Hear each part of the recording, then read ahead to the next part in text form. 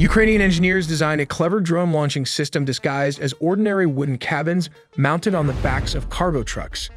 These mobile containers looked like simple rural sheds, but inside they held reinforced structures, hidden launch platforms, battery charging stations, and remote-controlled roof mechanisms. The design allowed for drones to be launched either vertically or at an angle, depending on their type, while built-in signal shielding helped them avoid early detection by Russian surveillance. Once these mobile silos were ready, Ukrainian intelligence operatives, possibly with help from local sympathizers, moved them deep into Russian territory. The trucks were quietly driven to pre-selected sites near key airbases, parked in places like forests, farms, or industrial areas where they blended into the landscape. They remained dormant for days or even weeks, with drones preloaded, charged, and waiting for the command to strike. When the time came, encrypted activation signals were sent remotely. The roofs of the containers slid open and the drones lifted off, some vertically, others using ramps or compressed air launch systems for a silent start.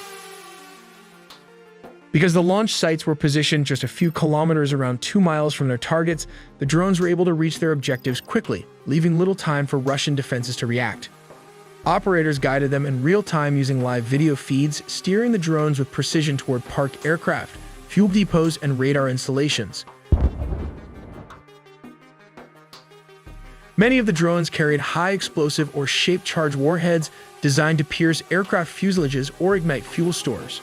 Some exploded on impact, while others used delayed fuses to cause maximum damage after reaching their targets.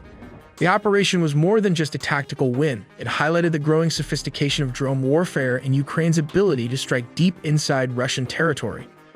In total, 117 drones were launched in a highly coordinated attack that hit at least 5 major airbases. Among the targets were strategic bombers, including aircraft Russia no longer manufactures, making their loss even more significant. These are the area where Ukraine struck 34% of Russia's strategic bomber fleet. Ukraine targeted strategic nuclear bombers at the Belaya Air Base in Siberia. Other key military installations also came under attack, including the Ivanovo Air Base northeast of Moscow and the Dyagilevo Air Base south of the capital. A massive explosion rocked the Arctic city of Severomorsk, home to Russia's largest fleet of nuclear submarines. Ukraine also struck the Olenya Guba naval base in the Murmansk region. Reaching as far as Siberia, the operation inflicted serious damage, reportedly destroying or disabling a significant portion of Russia's strategic bomber fleet. The strike marked a turning point, not only in the conflict itself, but in the evolution of drone warfare on the modern battlefield. Among the high-priority targets were the Tu-95 and Tu-22 strategic bombers, aircraft frequently used by Russia to launch cruise missile attacks deep into Ukrainian territory. The A-50 airborne early warning and control aircraft, vital for coordinating Russian air operations and detecting incoming threats, were also targeted. According to Ukrainian sources, the impact of the strike was substantial. More than 40 aircraft were reportedly hit. While some were completely destroyed in the explosions, others suffered significant damage, rendering them inoperable for extended periods. There are reports suggesting that Ukraine may have been using fiber optic control systems, which are immune to electronic warfare jamming. At the front of the drone is a camera with an RPG warhead positioned just below it. The warhead is flanked by 2 batteries located here and 4 propellers. However, the drone has a downside. The added weight with the fiber optic reduces its flight time to just 15 to 20 minutes, and its range is limited to only 1 mile or less. This, when compared to a standard drone without fiber optic, it travels more than 5 miles, which translates to around 10 kilometers. To understand how Ukraine launched these FPV drones, let's take a look at how they are made. First, we have the carbon fiber frame, which provides a lightweight yet strong structure. The frame is designed to withstand the stresses of high-speed flight and collisions. Next, you'll notice the 4 propellers, each connected to its corresponding motor. These propellers are strategically designed with opposite angles to ensure smooth and balanced flight. This counter-rotation helps the drone maintain stability and agility during flight. All of this advanced technology requires a central processor, or what can be considered the brain of the drone.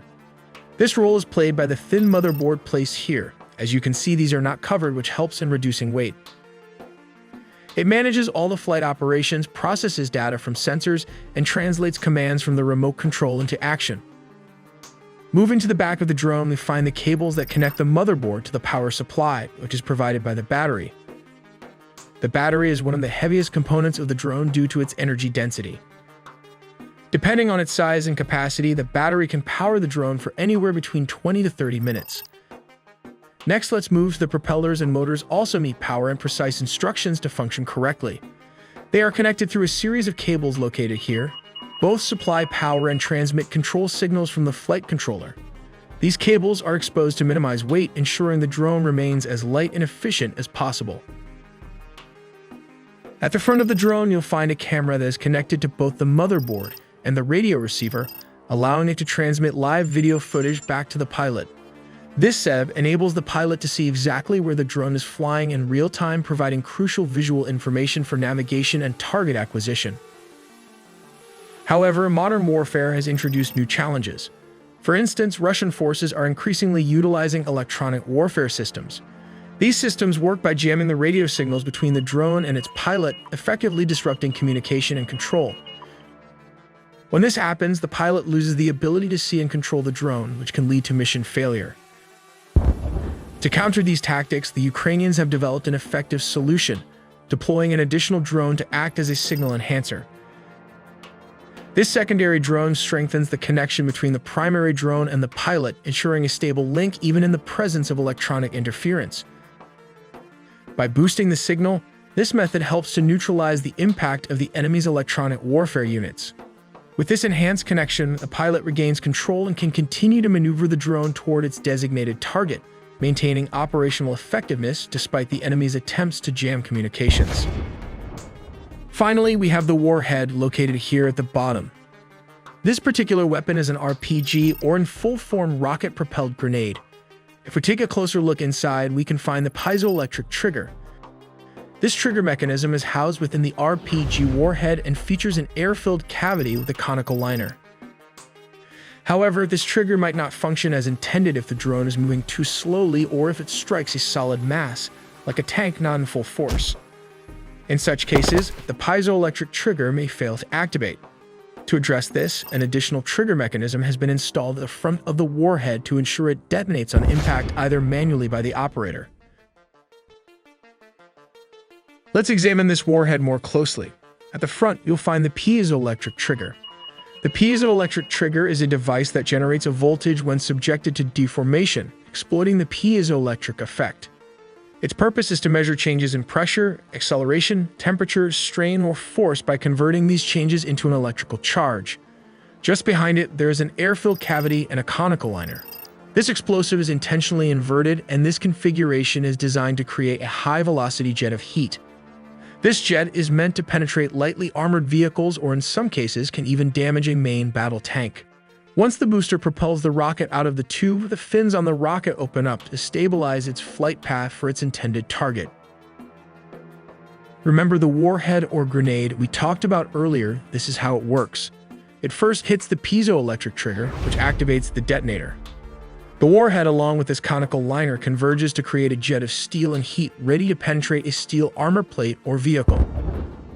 The drone can also be equipped with different types of ammunition. One option is the shotgun effect, where the blast scatters shrapnel over a wide area, increasing the chances of hitting enemy soldiers.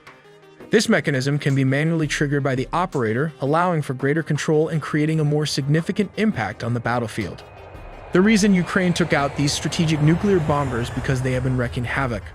Let's take a look at how they might work. The three planes can work together as nuclear and attack aircraft. In Stage 1, the Tu-22M can sweep in and target enemies using Kh-22 or 32 long-range supersonic anti-shipping cruise missiles, or the Kinzhal, specifically designed to engage U.S. Navy supercarriers. Meanwhile, the Tupolev Tu-95 can be positioned as a command and control center, while also striking less defended infrastructures like the usual communication towers. This slows down the enemy response in the battlefield.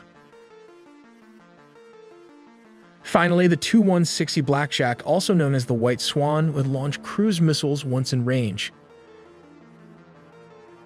These missiles would travel low and slow under enemy radar to reach their targets. This tactic is typical for all bombers in a nuclear war scenario. The Tu-160 can open its weapon bay doors and release nuclear cruise missiles one after another. These cruise missiles deploy their wings when dropped, and it can fly towards their targets, creating a nuclear explosion upon impact. However, the aftermath of such an attack can cause a nuclear fallout. When a nuclear weapon detonates, dust mixed with radioactive fission products are drawn into the detonation's radius, even spreading towards the attacker's own country and people. This nuclear dust can spread all through Europe, Russia, China, and even the rest of Asia if this happens to explode mid-air. This creates a situation where nobody wins, as it affects a lot of people, including those who initiated the attack. Do check out our original animated video on anti-aircraft gun like the M2 Browning, how to fire at an enemy aircraft, and the Zu-23 and how to operate them. So stay subscribed to not miss a beat.